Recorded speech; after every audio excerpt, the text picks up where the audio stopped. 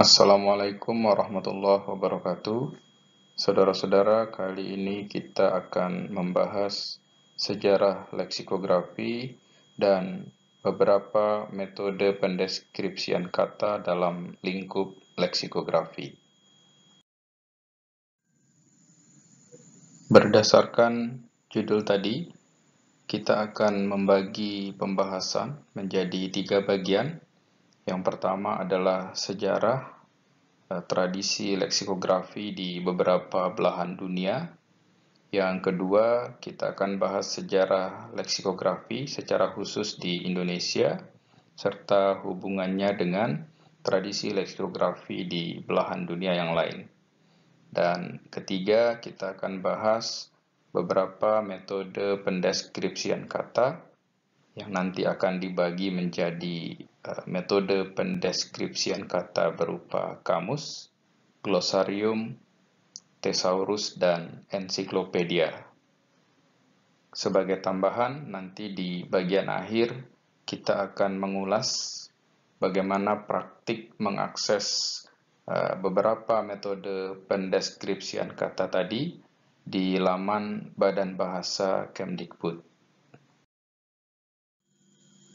Baiklah saudara-saudara, kita mulai dengan bagian yang pertama, yaitu sejarah leksikografi dunia.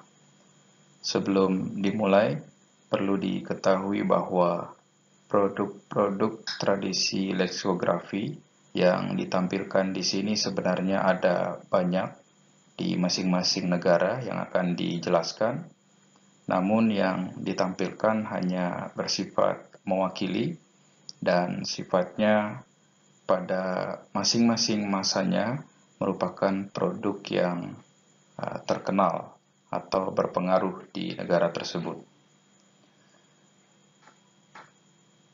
Sesuai dengan informasi yang tertera di Salindia, kita bisa melihat ada 4 belahan dunia yang akan kita bahas. Yang pertama adalah India, yang kedua Cina, yang ketiga Arab, dan yang keempat benua Eropa. Kita mulai dengan yang pertama, sekaligus kita sampaikan informasi bahwa negara ini merupakan negara yang mengawali tradisi leksikografi di dunia, yaitu negara India, dengan mengeluarkan produk berupa glosarium yang berisi istilah-istilah sulit atau penjelasan kata-kata sulit yang ada di kitab Weda sekitar angka tahun 2 sebelum Masehi. Dan seiring perkembangannya, pada abad ke-7 Masehi muncullah kamus bahasa Sanskerta yang berjudul Amerakosa yang menjadi dasar lahirnya sebuah thesaurus yang terkenal di negara tersebut. Yang kedua adalah Cina, mengawali tradisi leksikografi pada angka tahun sekitar abad ke-3 sebelum Masehi dan dimulai dengan produk berupa thesaurus yang berisi kata-kata berkonotasi baik. Seiring perkembangannya baru muncul kemudian pada abad ke-14 Masehi dan abad ke-17 Masehi beberapa kamus dan ensiklopedia. Yang ketiga, negara Arab menghasilkan kamus bahasa Arab yang cukup terkenal pada masanya sekitar tahun 791 Masehi dan secara khusus di wilayah Persia yang menjadi tempat berkembangnya tradisi leksikografi di wilayah Arab.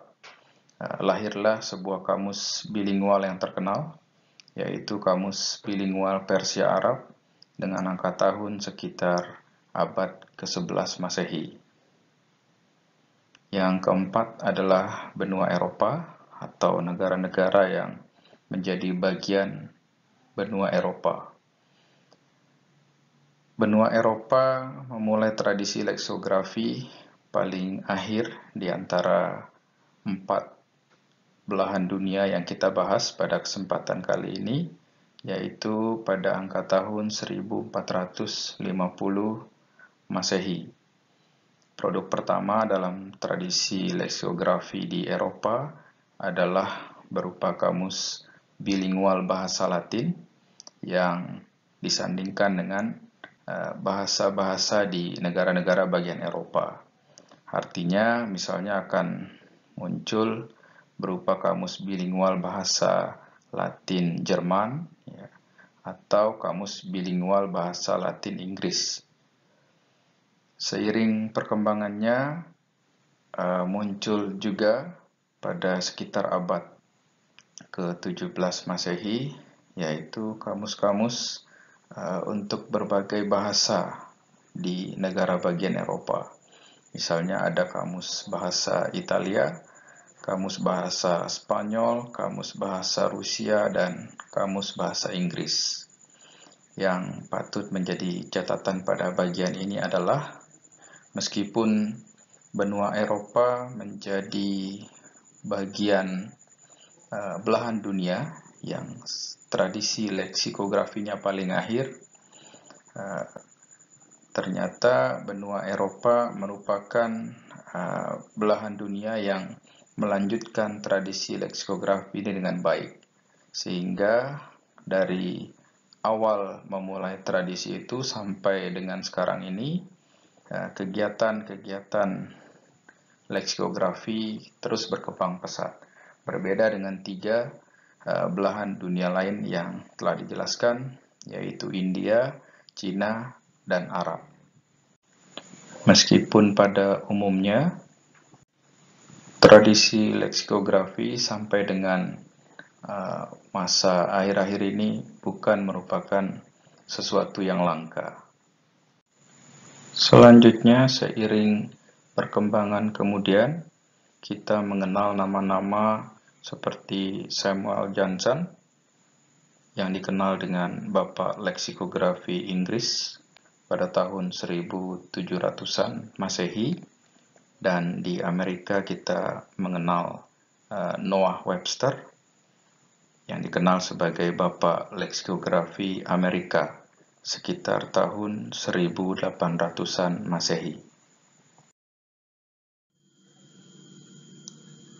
Nah, saudara-saudara, berdasarkan informasi yang telah disampaikan pada Salindia sebelumnya, ada beberapa catatan penting yang juga harus disampaikan.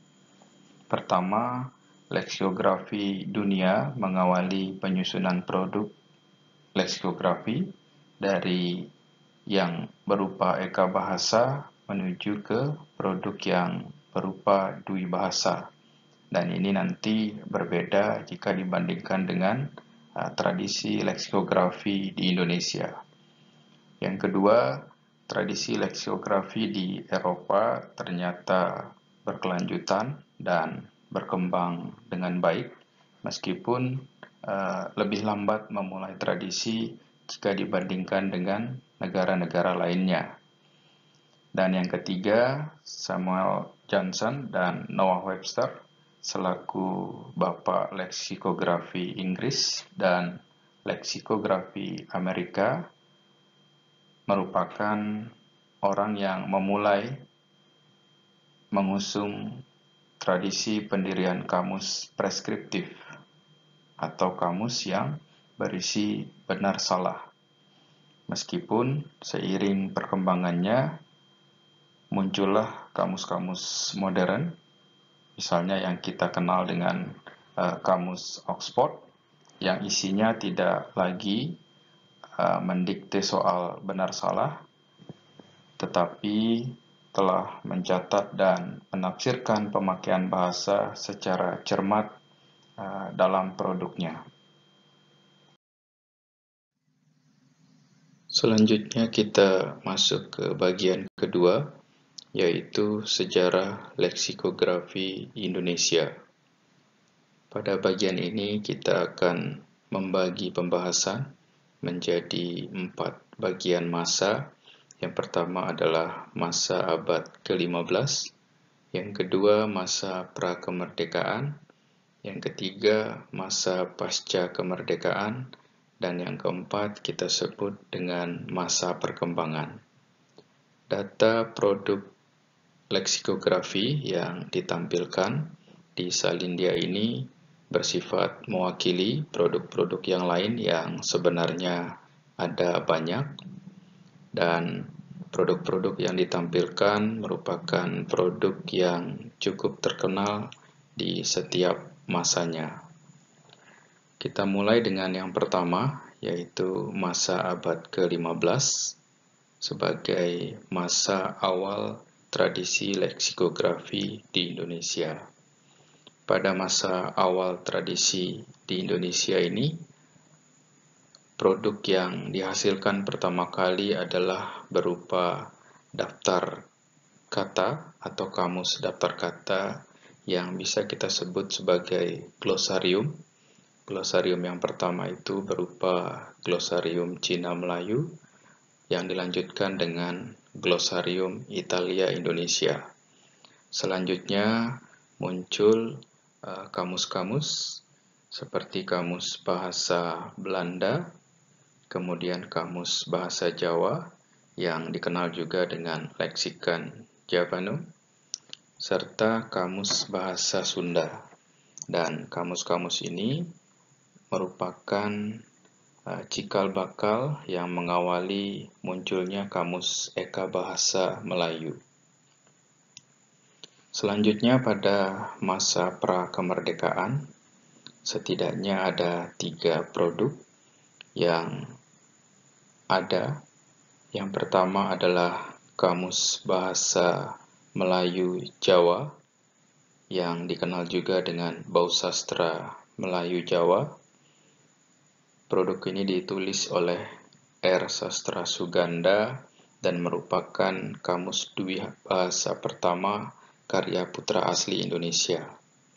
Selanjutnya ada juga kamus Eka Bahasa pertama yang disusun oleh putra asli Indonesia yang bernama Raja Ali Haji dan lebih condong ke ensiklopedia atau kita sebut dengan ensiklopedia Kitab Pengetahuan Bahasa.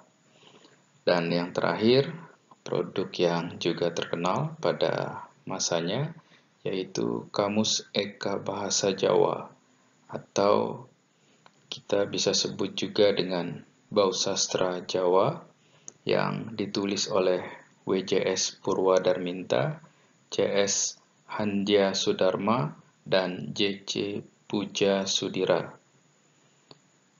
Bausastra Jawa ini merupakan produk leksikografi yang dianggap sebagai pelopor perkamusan Eka Bahasa Jawa. Pada masa pasca kemerdekaan, kita bisa dapati bahwa tradisi leksikografi di Indonesia mulai berkembang ke produk-produk leksikografi yang lebih khusus. Misalnya, sudah banyak kamus bahasa daerah yang muncul pada masa itu. Ada juga kamus istilah, misalnya yang ditulis oleh Sultan Takdir Ali Syahbana. Ada juga kamus sinonim, kamus linguistik yang ditulis oleh Krida Laksana, serta produk-produk yang berupa kamus hukum dan kamus Indonesia asing. Nah, khusus untuk kamus Indonesia asing ini lebih banyak dilakukan oleh penulis-penulis yang ada di luar Indonesia. Jadi di beberapa belahan dunia atau di negara-negara tertentu membuat atau memproduksi kamus yang isinya berupa kamus dwi bahasa yang melibatkan bahasa di negara tersebut dengan bahasa Indonesia. Kamus-kamus yang dimaksud misalnya Kamus Indonesia Inggris, Kamus Indonesia Prancis, Kamus Indonesia Cina, Kamus Indonesia Rusia, serta Kamus Indonesia Belanda. Dengan demikian, hadirnya berbagai jenis kamus ini semakin memperkaya khazanah perkamusan atau tradisi leksikografi di Indonesia. Selanjutnya, pada masa perkembangan, tonggak pesatnya tradisi leksikografi di Indonesia dimulai dengan hadirnya Kamus Umum Bahasa Indonesia yang ditulis oleh WJS Purwadarminta, yang secara bertahap oleh Pusat Bahasa pada waktu itu, yang sekarang kita kenal dengan Badan Pengembangan dan Pembinaan Bahasa, mengolahnya menjadi Kamus Bahasa Indonesia, dikenal juga dengan Kamus Generasi Baru, dan pada akhirnya kita mengenalnya dengan nama Kamus Besar Bahasa Indonesia, yaitu KBBI. Nah, saudara-saudara, berdasarkan uraian sejarah tradisi leksikografi di Indonesia tadi, perlu juga disampaikan beberapa informasi tambahan. Yang pertama, bahwa tradisi leksikografi di Indonesia diawali dengan penyusunan glosarium hingga kamus dwi bahasa yang pada akhirnya berakhir menjadi sebuah produk yang berupa kamus eka bahasa. Yang kedua, tradisi perkamusan di Indonesia ternyata dilakukan oleh persorangan, baik di dalam maupun di luar negeri. Dan tradisi persorangan ini maksudnya dilakukan pada masa-masa sebelum masa perkembangan, sebagaimana yang sudah dijelaskan tadi.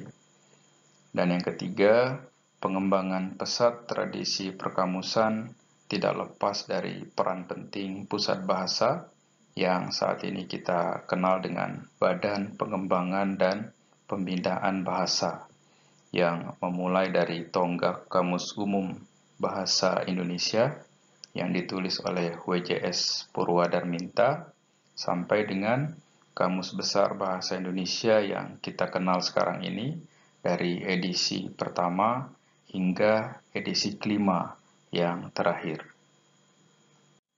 Kamus Besar Bahasa Indonesia edisi kelima sekarang ini dapat kita akses baik secara luar jaringan maupun secara dalam jaringan.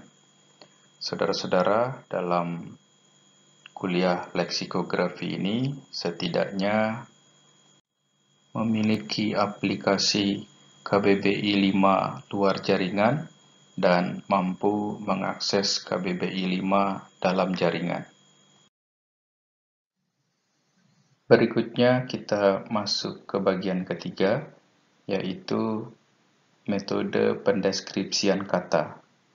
Pada bagian ini ada 4 metode pendeskripsian kata, yaitu kamus, glosarium, thesaurus, dan ensiklopedia. Keempat metode pendeskripsian kata ini akan kita bahas satu persatu terkait dengan ciri-ciri dan poin-poin penting masing-masing produk.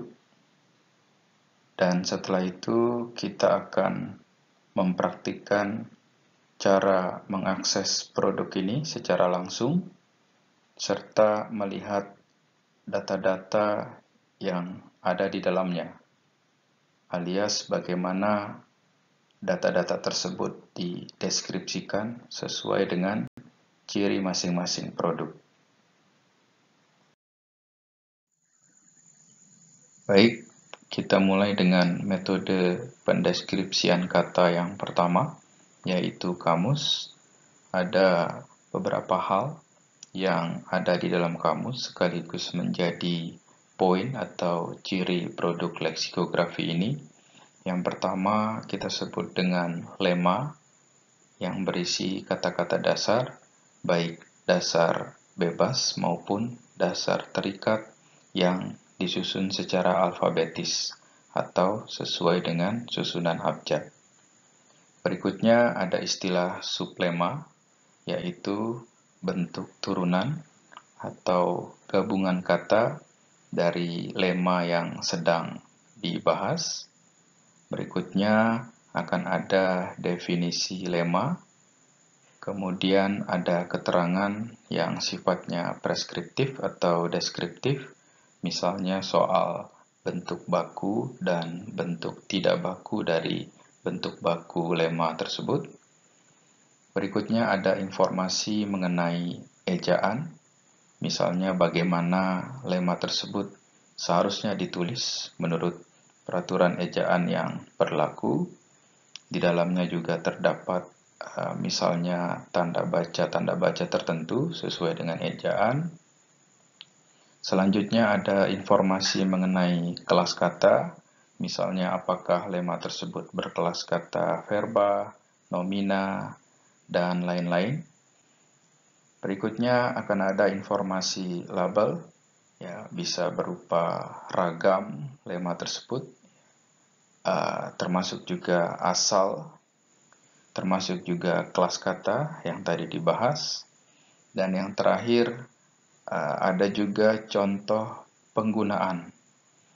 Contoh penggunaan ini biasanya dalam bentuk kalimat-kalimat yang berterima di dalam bahasa Indonesia, atau bisa kita sebut lema tersebut dicoba dalam kalimat tertentu di dalam bahasa Indonesia, serta dalam kenyataan yang terbatas ada juga contoh pelafalan khusus untuk kata-kata yang mengandung bunyi e, dan e sesuai dengan pembedaannya menurut Pedoman Umum Ejaan Bahasa Indonesia.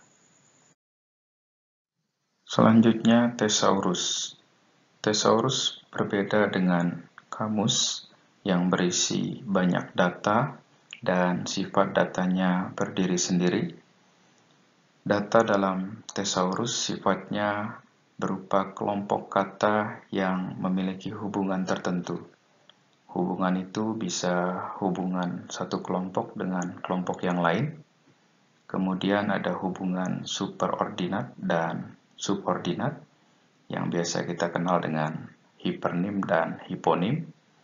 Ada juga ditampilkan hubungan sinonim atau kata-kata tertentu yang kita cari dalam tesaurus akan dimunculkan pilihan sinonimnya.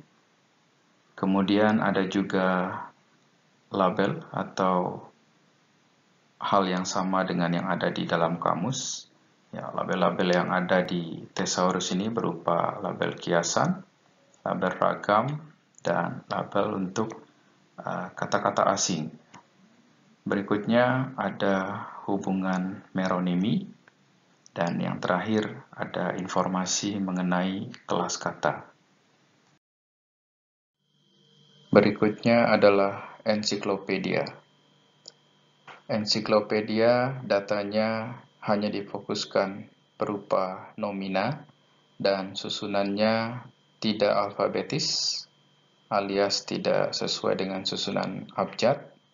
Kemudian dari sudut pandang definisi, uraian atau definisi pada ensiklopedia jauh lebih lengkap dan lebih luas dibandingkan kamus.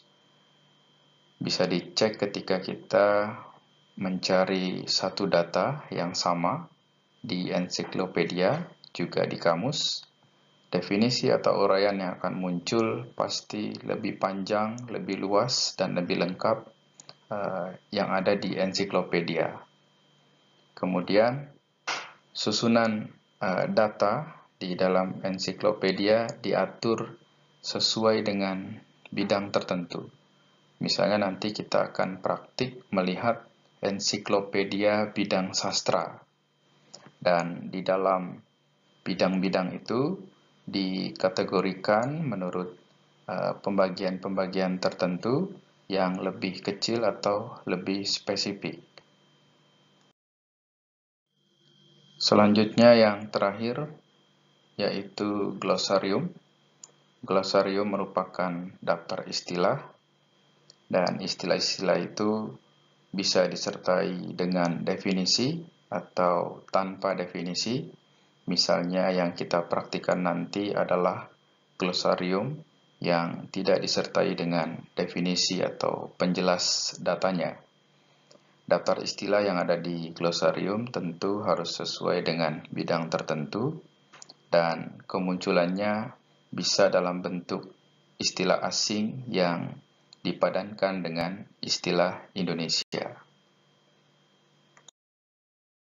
Nah, demikianlah saudara-saudara, kita telah membahas sejarah leksikografi baik di dunia maupun di Indonesia, serta metode pendeskripsian kata berupa kamus, thesaurus, ensiklopedia, dan glosarium yang setelah ini akan kita praktikkan secara langsung bagaimana cara mengaksesnya serta melihat data-data yang ada di dalamnya.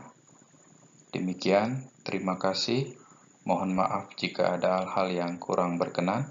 Assalamualaikum warahmatullahi wabarakatuh.